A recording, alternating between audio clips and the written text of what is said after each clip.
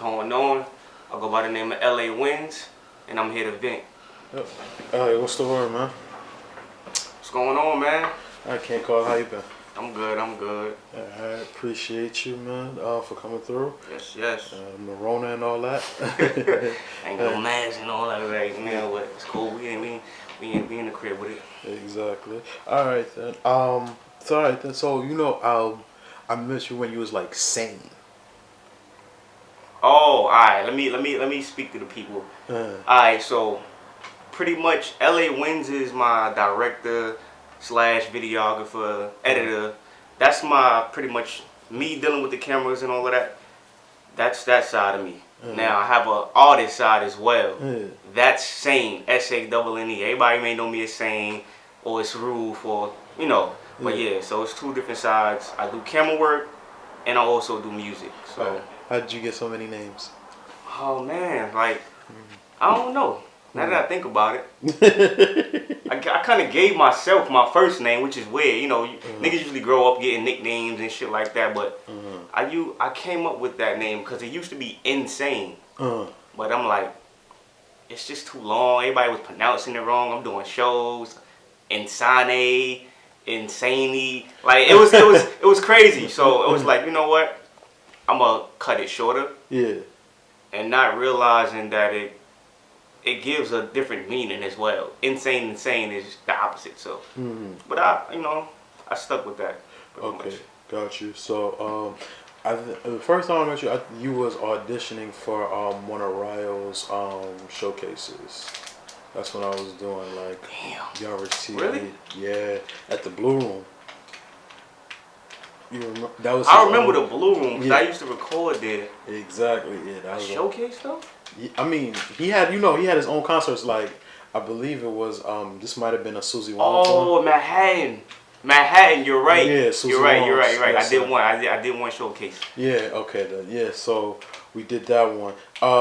So from that you have become like the go-to guy for like any videos coming out of like the Star or Brooklyn at that. Like explain that evolution. So like I said, I started out doing music. Then it pretty much manifested into videography work. I've been doing it for about 8 years. So me and my team, shout out to my boy Ness. He was actually the one who was the video man. I didn't know anything about editing or camera work, photos, nothing. So he would shoot all our videos. He would shoot my videos. He would edit the videos, and that's pretty much just what it was. So it came to a point where I'm like, yo, we gotta invest in a new camera.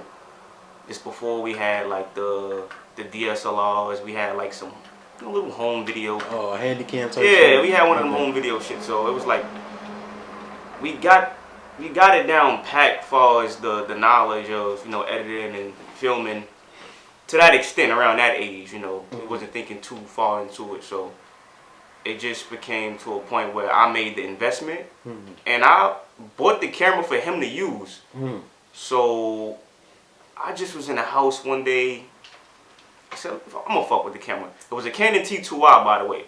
I went outside. I was just snapping pictures and shit, and I'm like, oh, this shit is alright. I didn't know anything about settings, ISOs, and none of that. So I just became more intrigued with it. So after a while, I was like, let me try shooting some videos. Let me just see, So I was shooting free videos for a good minute. I was just, going around the hood shooting my homeboys' videos and just working on how to edit.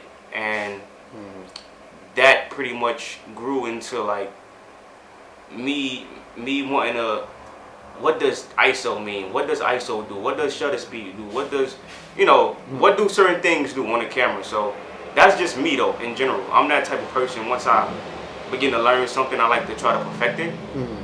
So I just became more and more intrigued with it. And that's how I really deeply got into like filmmaking. And I made it more of a career. To where now I'm freelancing. I left my job about a year ago.